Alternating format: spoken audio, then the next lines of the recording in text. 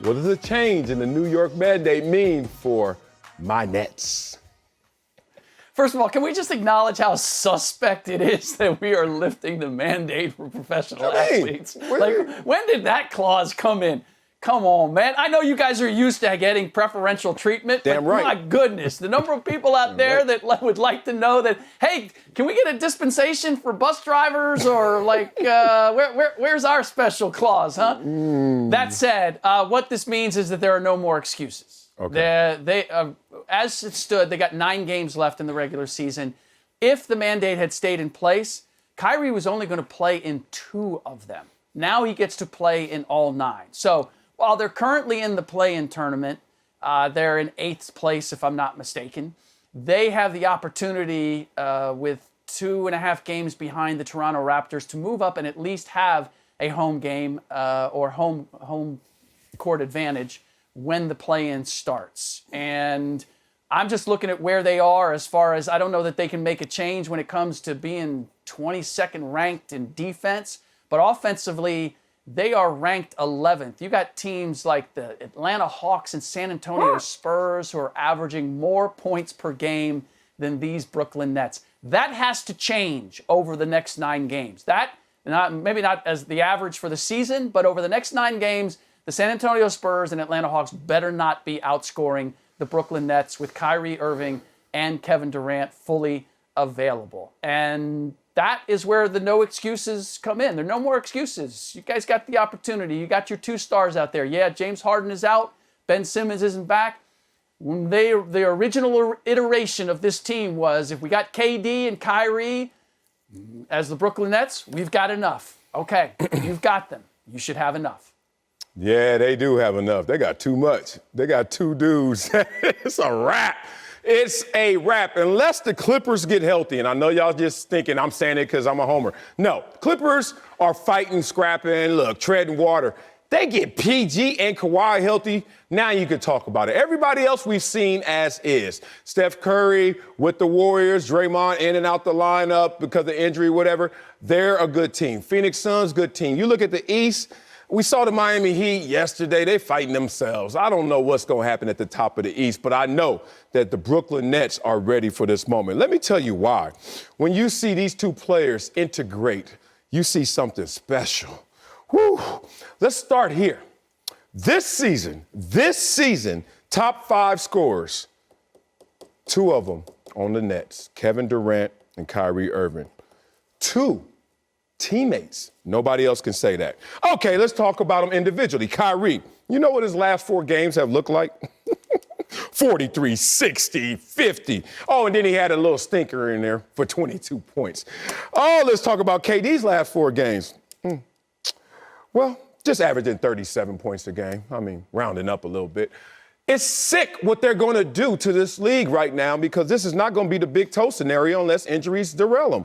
Simple as that. If those guys stay healthy, stay on the court together, it's a wrap. Woo! My last point is this. Can y'all look at Kyrie Irving and give him his flowers right now? I respect this man so much. Here's a fun fact. Go to the bar, order a double, and tell somebody that Kyrie Irving has the highest career postseason win percentage among all active players. Yeah, I said it. So all these players that are playing right now that you think ball out of control when the money's on the line, no one has a higher win percentage than Kyrie Irving. Oh, by the way, and no one has a higher scoring average than Kevin Durant in the postseason of all active players. Take that to the bank because you know it's the Nets championship to lose. You know what this means? The change means that the Nets can finally work on this chemistry. They can finally work on being a team. What happens is, Kyrie, the reason he's probably scoring so many points is he knows, next game we're at home, I'm not going to play. So I can play maximum minutes, I'm going to get all my shots, because next game I'm not going to be in the lineup. And so I believe that will change somewhat. Defensively, they should be better. Kyrie Irving isn't the best defender, but just the rotations, guys trusting that, okay, if I help, he's going to help me because I helped him. The rotations, helping the helper in being a team. Kyrie not being able to play home games. He plays today. He can't play till Friday.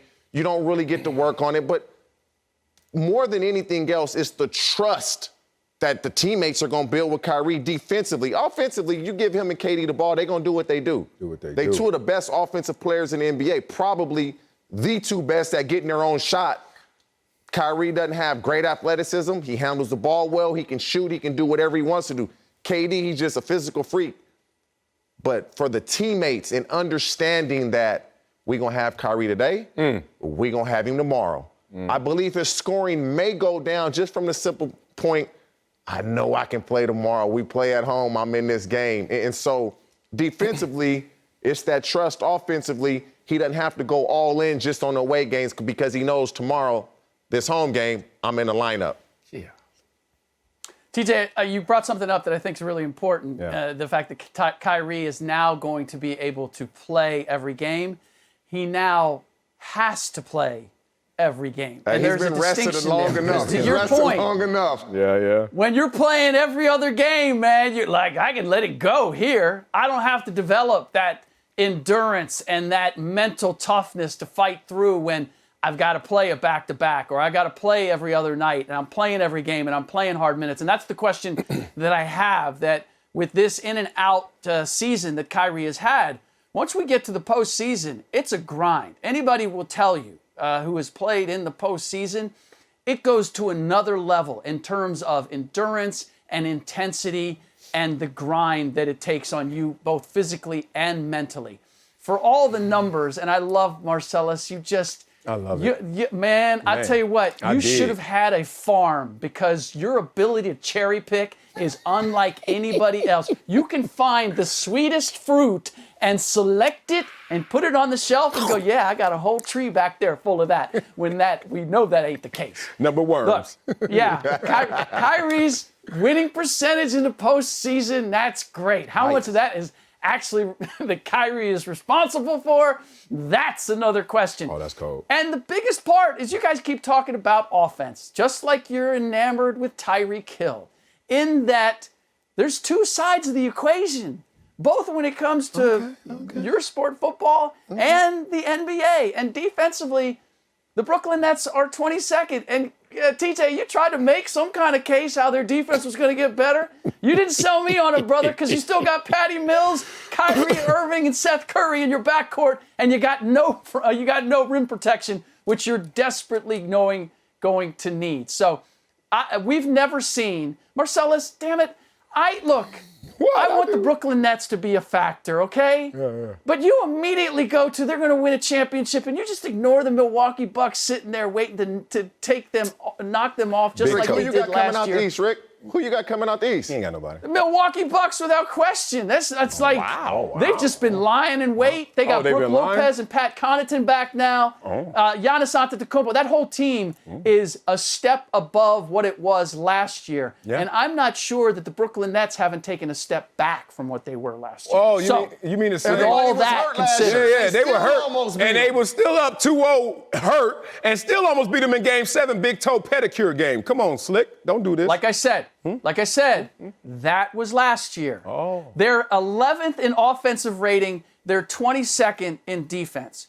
We have never seen a team go to the finals that is ranked that low Hey, in Ben both Simmons of those come back. categories. That defense will get a little better. They'll get a little better. Ben Thank Simmons you. can get on the court. Slick, you got to remember. Man, I'll tell you what.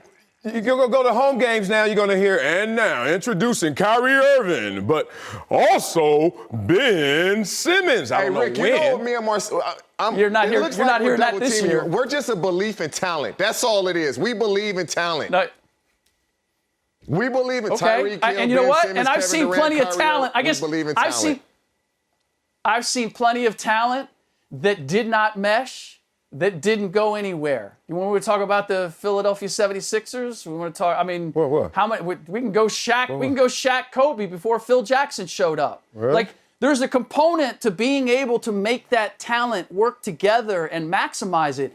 And I got KD and I Kyrie, but I got Steve Nash, a brand new head coach who's. Oh, now he brand new. He been there already. Yeah, now he brand new again.